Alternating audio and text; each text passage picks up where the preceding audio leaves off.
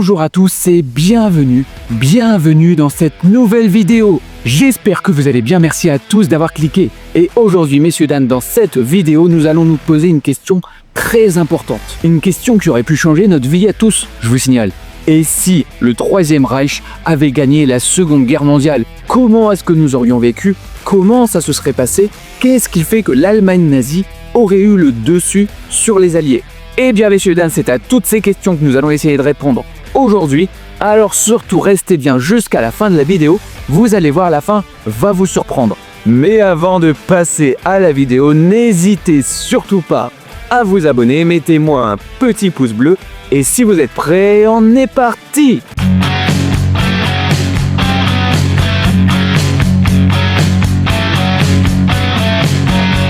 Comme je le disais dans l'introduction, c'est une très bonne question. Et comment ne pas pouvoir envisager cette possibilité, surtout en ces temps d'incertitude politique où on sent que absolument tout peut se passer. Mais la première question à se poser, c'est est-ce que c'est seulement possible? C'est une probabilité que de nombreux historiens jugent crédible. La puissance militaire du Reich aurait permis la victoire, mais les erreurs stratégiques s'enchaînent après la défaite française. Report de l'invasion de l'Angleterre, opération Barbarossa qui débute trop tard et forte tendance à sous-estimer le potentiel militaire des ennemis. Donc les historiens eux-mêmes disent que l'Allemagne aurait pu gagner. Donc l'autre question qui me vient, quand est-ce qu'elle aurait pu gagner? Difficile de donner une réponse exacte. Mais ce qui est sûr, c'est que certaines conditions sont nécessaires à la victoire de l'Allemagne. Premièrement, la victoire sur l'URSS, autrement dit le succès de l'opération Barbarossa.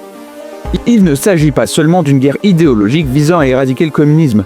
L'objectif économique est présent.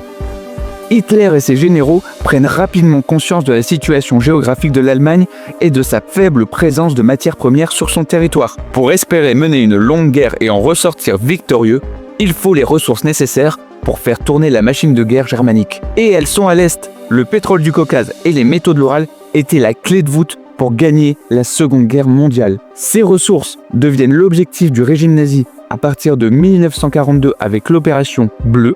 Alors que l'armée allemande piétine devant Moscou, il fait changer de stratégie et rapidement s'emparer du précieux butin qui borde la mer Caspienne, l'or noir. Alors ce qui est sûr, c'est que si l'Allemagne avait eu plus de matières premières, elle aurait très certainement pu gagner la guerre. Et d'ailleurs, pour ceux qui l'ignorent, la défaite pendant l'opération Barbarossa était en grande partie due au manque de pétrole sur le terrain. Et c'est ce qui a fait que les Allemands ont perdu cette bataille. Ça tient à peu de choses, parfois. Mais ce qui est sûr, c'est que l'opération Barbarossa, dont je vous parlerai dans une autre vidéo, était la clé pour gagner la Seconde Guerre mondiale. Vaincre l'URSS s'impose comme un élément essentiel à la victoire du Reich, tant pour des raisons économiques qu'idéologiques. Dès le début de 1942 et afin de s'assurer une victoire avant que les Américains ne débarquent en Afrique du Nord, il faut que le front de l'Est soit libéré. Le Reich pouvait recentrer ses 17 millions de soldats sur l'Afrique et l'Europe de l'Ouest pour contrer un éventuel assaut des puissances occidentales. Et oui, si l'Allemagne avait gagné en Russie, elle aurait pu remettre ses soldats en Europe de l'Ouest, donc en France et en Afrique.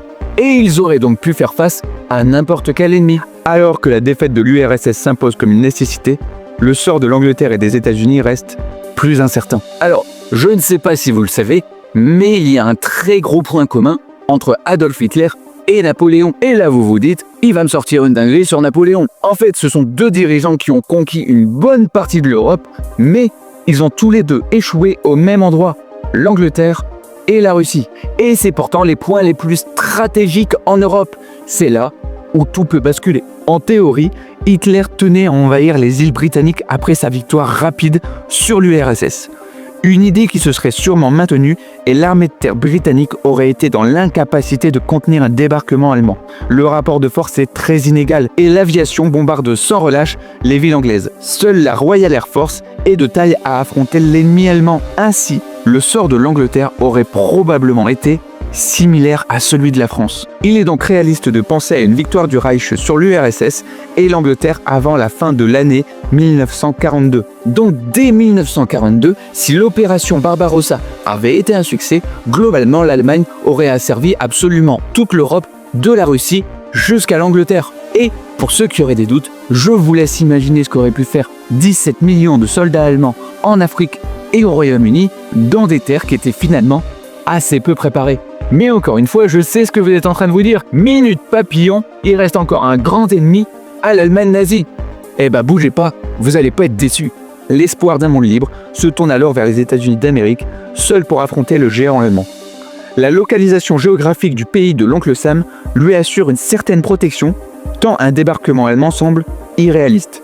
Et pour conclure sur le sort des États-Unis, il faut quand même intégrer les alliés du Reich à la réflexion. Ah, il faut ressortir vos manuels scolaires. Rappelez-vous des alliances. Vous avez d'un côté l'Allemagne, l'Italie et le Japon, et de l'autre côté, vous avez les États-Unis, l'Angleterre, la France et la Russie qui font front commun. Sauf que dans cette possibilité, l'Angleterre, la France et la Russie seraient sous le joug allemand, ce qui laisse les États-Unis seuls contre le Japon et les Allemands. Et à l'époque, le Japon, c'est 2 millions d'hommes fanatisés. C'est vous dire si la tâche aurait été difficile. Le destin de l'Italie fasciste était étroitement lié à celui de l'Allemagne, notamment à cause de leur appartenance géographique commune. En revanche, le Japon voit son destin lié à ses propres performances militaires.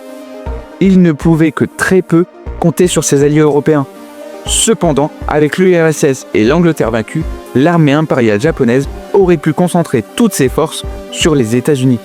Et donc, la question qu'on doit se poser n'est pas « est-ce que les États-Unis auraient pu résister ?» c'est « combien de temps les États-Unis auraient pu résister ?» Ils avaient d'un côté le Japon, de l'autre côté l'Allemagne, la guerre aurait été intenable pour eux. La littérature existante sur ce sujet laisse supposer deux scénarios crédibles. L'un, où l'Allemagne développe l'arme atomique qu'elle lance sur Washington ou New York.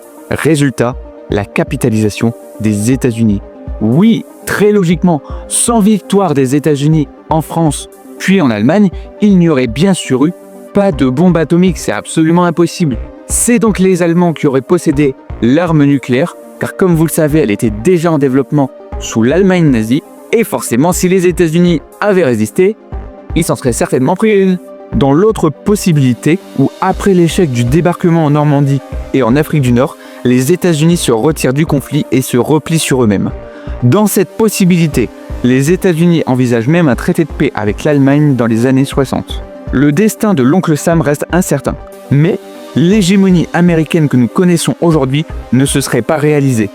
À la place, la langue internationale serait l'allemand, avec Volkswagen comme leader de l'industrie automobile, Volkswagen, das Auto. BASF comme le premier chimiste au monde et Hugo Boss comme la marque tendance du moment. Et nous, de notre côté, on parlerait tous allemand. Maintenant, est-ce que les États-Unis auraient vraiment capitulé? Dites-moi ce que vous en pensez dans les commentaires. Même s'ils auraient été cernés de tous les côtés, ça aurait été très compliqué.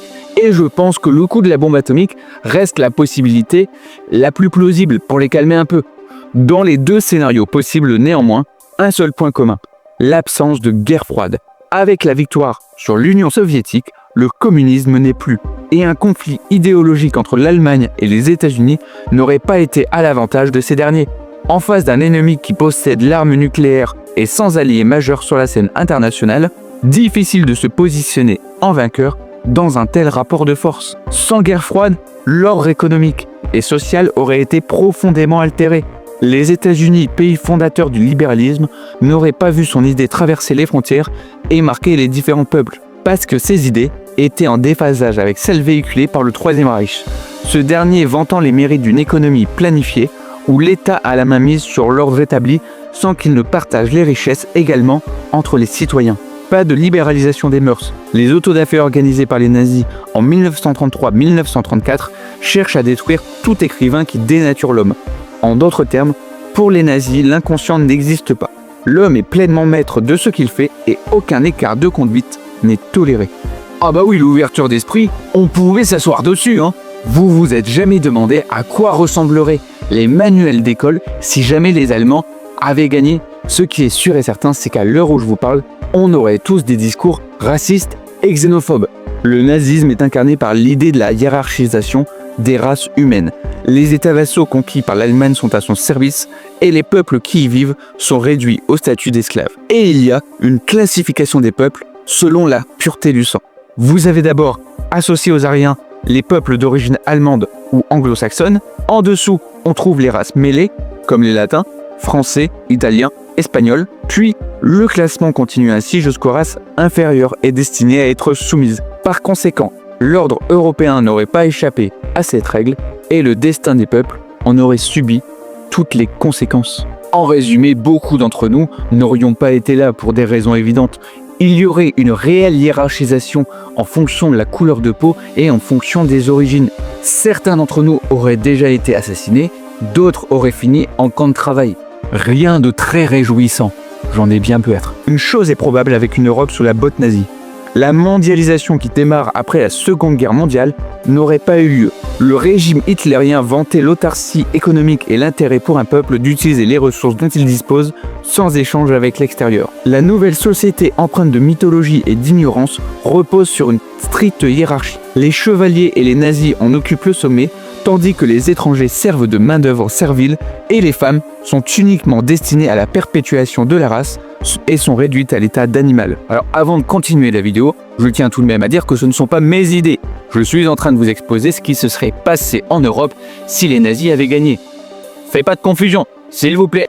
Le progrès technique serait interdit pour assurer un emploi à chaque citoyen du Reich. Donc, dans cette réalité alternative, pas de téléphone portable, pas d'ordinateur et vous pouvez oublier toutes les technologies qui rythment notre quotidien. Une idée en opposition avec la conception actuelle de la science, celle qui veut qu'elle soit au service de l'homme afin de lui assurer une vie meilleure. En dénigrant le progrès technique, on suppose que l'homme ne peut être libéré du travail et qu'il y est pleinement soumis. En résumé, les iPhones, on aurait pu oublier, les ordinateurs c'était simplement pour le travail et encore, et s'il y avait eu des résistants, bien évidemment, ils seraient vus comme des terroristes. En bref, nous n'aurions eu aucune liberté dans ce pays. Mais l'autre question qu'on doit se poser, quelles auraient été les relations diplomatiques avec les autres pays?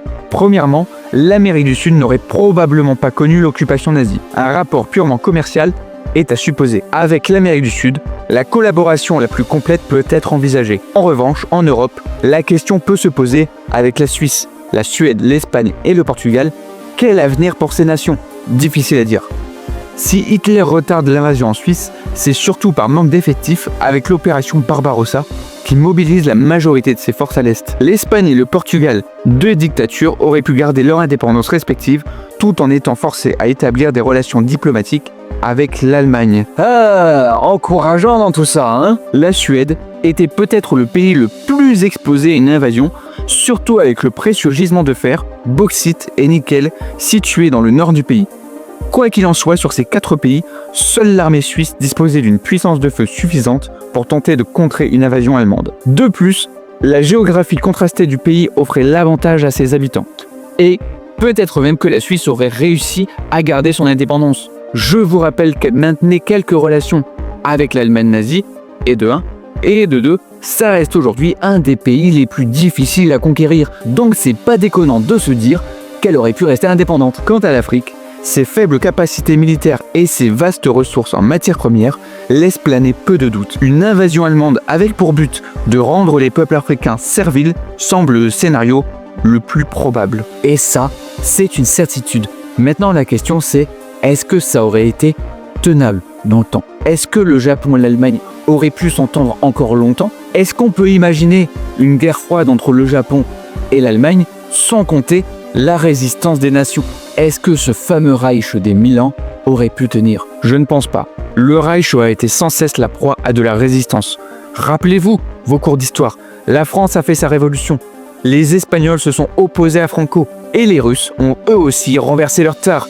Croyez-vous vraiment que tous ces peuples auraient laissé une nation les asservir? Il n'est pas impossible de voir, et c'est même très probable, que l'Allemagne aurait pu gagner, mais elle n'aurait jamais pu tenir dans le temps, c'est absolument impossible. Les Français auraient saboté le moindre chemin de fer, la moindre route. Les Russes, connaissant fort bien l'hiver et leur pays, auraient fini par le reprendre.